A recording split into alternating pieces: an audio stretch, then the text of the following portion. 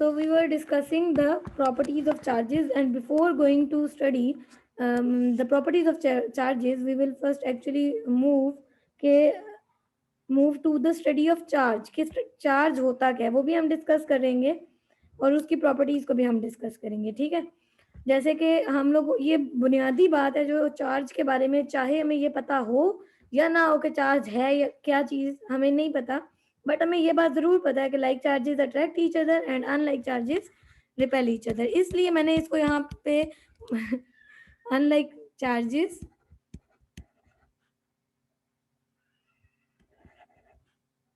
unlike charges attract each other and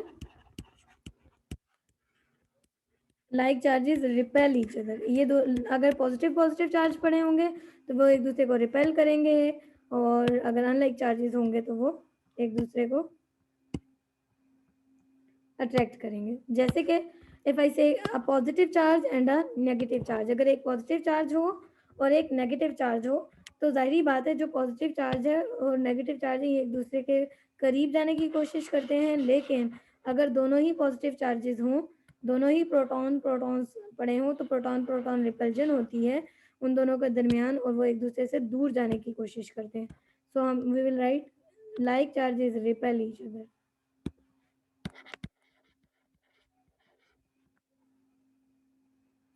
तो this is the basic property जो हम लोगों को सब को पता है कि ये लाइक चार्जेस होते हैं, अनलाइक चार्जेस अट्रैक्ट करते हैं, लाइक चार्जेस रिपेल करते हैं। सो अब बात करते हैं what is a charge.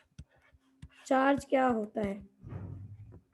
Actually charge is the basic property of the material.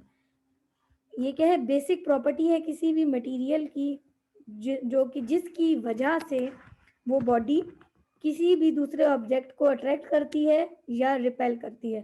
So we can say the definition of charge is that charge is a basic property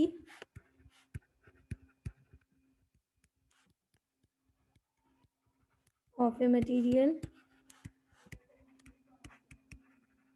Charge is a basic property of a material body due to, we can say material, or we can say material body, due to which it attracts or repel another object। ठीक है, सो charge actually वो basic property है किसी भी body की जिसकी वजह से वो दूसरी चीज को अट्रैक्ट करता है और रिपेल करता है। ठीक है,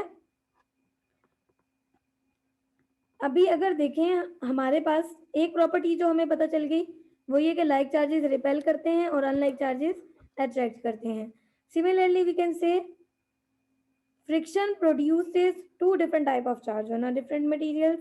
जैसे कि रबिंग, जब हम रब करते हैं किसी चीज को, तो लेट्स सपोज इफ आई रब अ plastic object and if I रब अ ग्लास रॉड।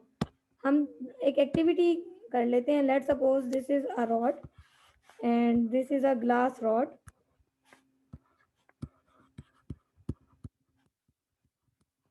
अब ये ग्लास रॉड है, इसको मैंने रब किया विद अ सिल्क क्लॉथ। जब हम किसी चीज को रब करते हैं what we do actually, we produces charges by rubbing. तो फ्रिक्शन की वजह से चार्जेस प्रोड्यूस होते हैं, लेकिन it depends on the material of that object. If it is a glass rod, उसमें हो सकता है कि पॉजिटिव चार्जेस बन जाएं, और अगर वो प्लास्टिक रॉड होगी तो जाहिर सी बात है अगर सॉरी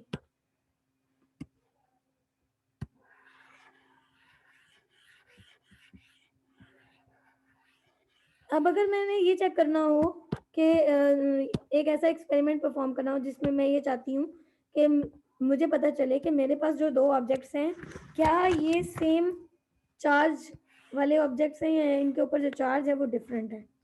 ठीक है, अगर हम लोगों ने ये फाइंड आउट करना है, जैसे कि अगर हमारे पास उसी सिल्क क्लॉथ से हम एक प्लास्टिक रॉड को अगर रब करते हैं तो इसमें किसी और टाइप के चार्जेस प्रोड्यूस होंगे, ग्लास रॉड में किसी और टाइप के चार्जेस प्रोड्यूस होंगे। सो एक्चुअली चार्ज, यहाँ से ये बात पता चलती है कि charge it does not depend on the friction, it depends only on the material of that body.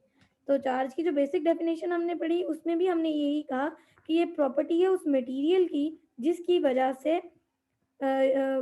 मतलब कोई जो वो बॉडी दूसरी बॉडी को अट्रैक्ट करती है या फिर रिपेल करती है। सो वी कैन से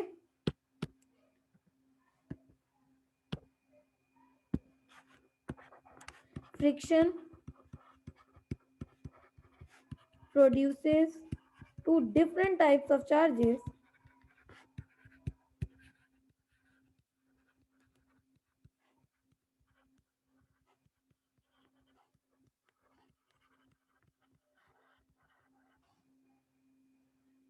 on different materials। चाहे हमारे पास फोर्स सेम है और हमारे पास वो क्लॉथ भी सेम है जिससे हम लोगों ने डिफरेंट मटेरियल्स, और वो क्लॉथ भी सेम है जिससे हम उसको रब कर रहे हैं, बट क्या चीज़ डिफरेंट है, वो मटेरियल डिफरेंट है जिससे वो रॉड मिल के बनी है। तो डेफिनेटली इसमें अगर लेट सपोज अगर यहाँ पे पॉजिटिव चार्जेस प्रोड्यूस होते हैं तो यहाँ पे फिर कौन से चार्जेस प्रोड्यूस होंगे, नेगेटिव, ऑपोजिट चार्जेस होंगे, और फिर आपस में ये दोनों क्या करेंगे, एक दूसरे को अट्रैक्ट करना शुरू कर देंगे। ठीक है, आई होप कि ये प्रॉपर्टीज आपको अच्छे से समझ आ गई होंगी।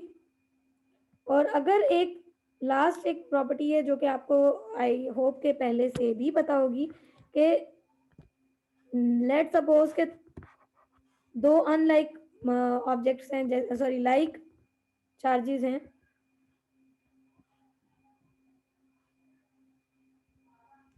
for example this is a glass rod, okay, let's suppose I don't know what material of this rod is of ये किस मटेरियल से मिलके बना है मुझे नहीं पता। ठीक है, लेट सपोज मैं ये करती हूँ कि मैं इसको लेके जाती हूँ, I will bring this rod to another rod. ठीक है, मेरे पास मुझे नहीं पता कि इसके ऊपर क्या चार्ज है, इस रॉड के करीब मैं लेके जाती हूँ, अगर ये दोनों आपस में अट्रैक्ट करेंगी तो इससे क्या जाहिर होगा, इससे ये जाहिर होगा कि इसके ऊपर कोई और चार्ज है, इसके ऊपर कोई और चार्ज है।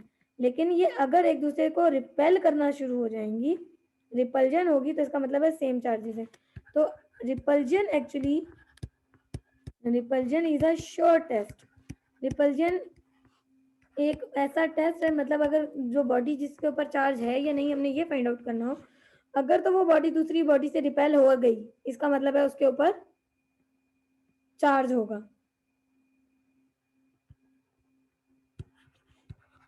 ठीक है, so these were some basic properties about the charges. I hope कि आपको समझ आ गया होगा।